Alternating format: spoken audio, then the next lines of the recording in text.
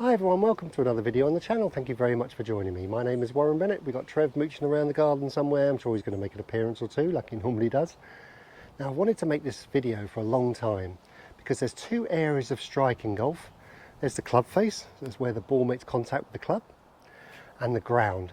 This video is all about the ground, and I'm going to give you a couple of lovely little very simple exercises to make sure you're making contact correctly with the ground every time, because if you're not, you can suffer from topping or fatting. You're definitely going to lose consistency, you're going to lose strike and distance, and going to lose your confidence too.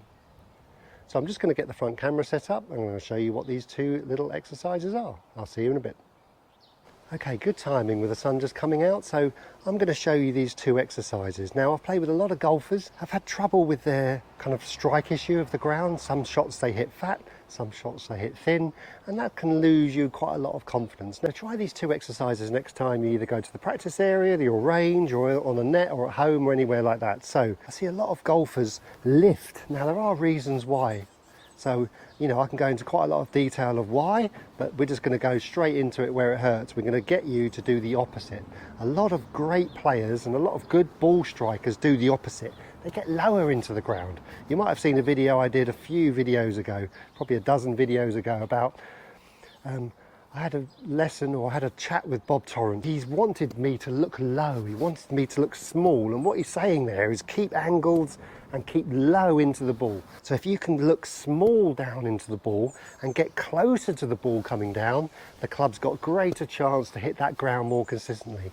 A lot of people I see, a majority, high handicappers, people who are beginning to play golf, they step away from the ball, they go away from where the ball is. Like I said, there's many reasons why, but we're not going to go into those right now, because I just want you to do this one exercise for me. Okay, take your normal grip. I want you to kind of grip down, to slide your hands down to the end, and then lift the club up in the air. So I want you to start your backswing from up here. So obviously if you make a normal backswing and don't move, you're going to swing over the top of the ball.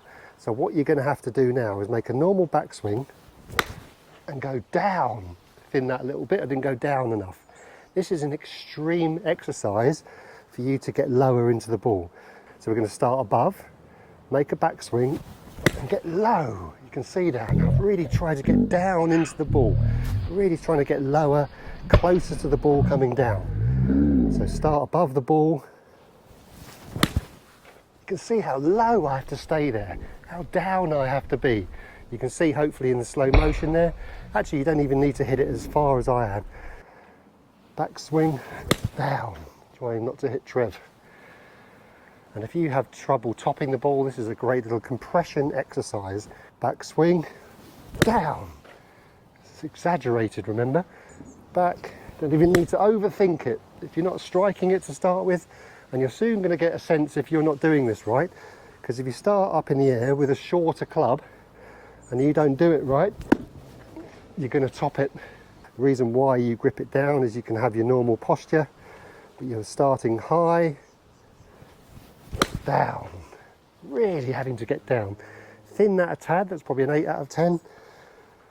Let's see if I can really get down. See how low I have to be there to hit the ball. That was better. So then you can kind of play around with that a little bit. So you can grip up a little bit, and then you can kind of go back to your kind of normal and see what happens. Oh yeah, that's really lovely. And then you can bounce between the two. Keep it up. You can see I'm gripping that a long way down, maybe 3 inches. Keep it up in the air. Down. Really going to have to go down. 3 or 4 inches, 3 inches down. Keep it 3 inches in the air, because that's now counterbalanced the grip. And we're going to practice. You can do 2 practice swings if you like. Down. Down. Great exercise to do on the golf course. Now you don't want to take too many divots here doing this, but you can kind of brush the top of the grass. So club up in the air, backswing, brush. And then you can go back to your normal grip and just feel the same thing. Back to my normal grip. Down. Every single professional, top amateur, good striker of the ball, they never pull up away from the ball. They always get closer to it and down. That's how you naturally compress the ball. It happens as a reason because your body is in the way. Starting kind of normal here with my arms kind of outstretched here. If I get lower, my arm is now going to have to bend. And if my arm bends, my hands are probably going to be past the club head, and that creates that look. It's exaggerated, but it creates that compression look. If I step and start lifting, the club's just going to kind of fly past me and do this kind of casting motion. Okay, so that's really going to improve your strike. This one is going to improve where the club meets contact with the ground and where. Okay, so I'm just going to clean up here and give it a go. Okay, first of all, we're not going to do this with a ball. I'm going to put 5 tees out in a row. So I'm going to put them about 3 or 4 inches apart, just enough so I can give myself some swing room. And this is all about where the club meets contact with the ground. Now, it's going to help that's why I did that first exercise first, because that will naturally do it anyway. But this is going to give you some feedback exercise of where you want this club to meet the ground, because what you don't want to do is meet the ground before the ball. This is going to be a good exercise for you to kind of make contact with the ball and then the bit of turf as well. Probably a little bit extreme, but this is why we do exercises. So that's where, if I address that first tee, that's where the golf ball would normally be. What I'd like you to do is step back a little bit, like you're addressing a ball, maybe a club width behind that tee. The closer you get the club head to the tee, the easier this is going to be. Okay, so that's my normal stance. Now what I want to try and do now, without kind of leaning too much, there's might be a little bit of lean with my head, but the majority of it's going to be with my hands, is the first point of contact. Next time I want this club to hit the ground is hitting that tee. So I'm practicing making contact past where I started. Okay, let's give it a go.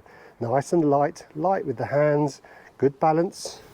As you can see now, I'm really pushing forward. So next one, nearly kind of toppled forward there, which is good. It shows my weight's moving forward here. To make this easier, get your weight off your right leg coming down, back swing, lovely. So you can see here, I'm really staying with it. I'm not now lifting up. A lot of people, like the previous exercise I showed you, lift up and they'll miss that tee and they'll hit back here because of it. So if you want to start a bit closer, you can. I'm going to start probably just beyond the club head width, length. And you can just carry on just doing this. You can see I'll move forward, it's not the end of the world. Bit of a Gary Player walk after it job. So back swing, making sure that my hands are this side, not back here. Nice and light. So that's obviously with a tee. That's not going to give me too much anxiety in terms of trying to hit a good shot. So let's bring a ball into play and do the same thing. Now it's going to be a little bit more difficult with a ball because it always brings a bit of anxiety there to try and hit a good shot. So hitting to a net is a really good exercise. Okay, so that's where I would normally be. Going to shuffle our feet backwards, so our normal stance and a normal ball position, the ball and the club head's just behind there. So we're going to try and keep good balance and make contact with that ball first. Not quite as good as a tee, that one. Let's give that another go. So it's like a ball forward exercise. Okay, nice and light, remember? Really trying to get forward. That was better. You might have heard that. A bit more compression there, definitely felt that. Now obviously you don't want to play golf this way, this is just an exercise. Let's hit 5. That was a bit more thin, that one. Wasn't quite as forward. It's not easy, that's for certain. I'm quite extreme here, I've got an 8 iron. So that's where the ball would normally be. I'm trying to kind of really make sure this club's still on the way down where that ball is. And I hit that a bit fat. So you can see for me it's not very easy. Okay, last one. That was better. You can see I have to fall forward. But a golfer that moves forward is always better than a golfer that moves backwards, because the momentum is where the target is, and that's where you want everything to go as much as you can. Now, you don't want to really do this too much with your head, so you don't want to stand there and start leaning with your head forward. You want to try and do this with your arms only and hands only. So that's more difficult. So there's obviously going to be a little bit of momentum, lateral shift. but you're trying to do this with your hands and arms only. Let's give that one more go. So remember, 2 areas of strike. This is the ground. And then you can slowly move the ball back, or you can go back to normal position. And we're going to feel the same movements. Obviously, that's not there anymore, but we're going to try and feel the same thing. And you'll be surprised how much easier that is to make good contact. So if you're trying to do an extreme forward and make contact a little bit more opposite your left foot, and then you bring the ball back to a normal stance, that's going to be a really kind of give you that real sense of kind of compression and ball first. So what I would do, I would layer, I'd bounce between the two. The more down you can get towards the ball, the more compression you will actually naturally get anyway. So I would always start with the first exercise, but it's always good to kind of layer different feelings as well. Okay, so those 2 exercises are great for ground strike. Obviously we haven't touched on club face yet, and I will do on a future video, but getting the consistency of strike where the club face meets the ground is going to be so beneficial for your striking and your confidence. Now the first exercise you can definitely take onto the golf course.